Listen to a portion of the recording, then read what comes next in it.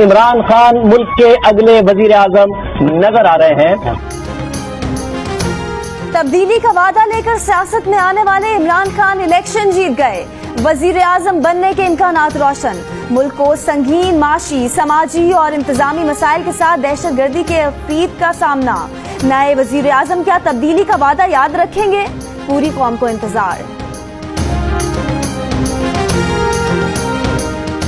आम इंतखाबात में कई सियासी बोर्ड उलझ गए। साबिक वजीर आजम शाहिद खान अब्बासी कौमी असम्बली की दोनों नशिस्तें हार गए।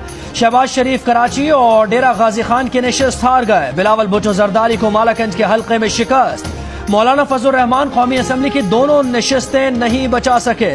सिराजुल हक भी लोअर दीर से हार गए। चौधरी निसार रावलपिंडी से कौमी असम्बली और पंजाब असम्बली की नशिस्त हार गए। NA 125 लाहौर से तहरीक इंसाफ की यास्मीन राशिद हार गई। फैसलाबाद से पंजाब असम्बली की नशिस्त पर राना सनाउल्लाह हार गए।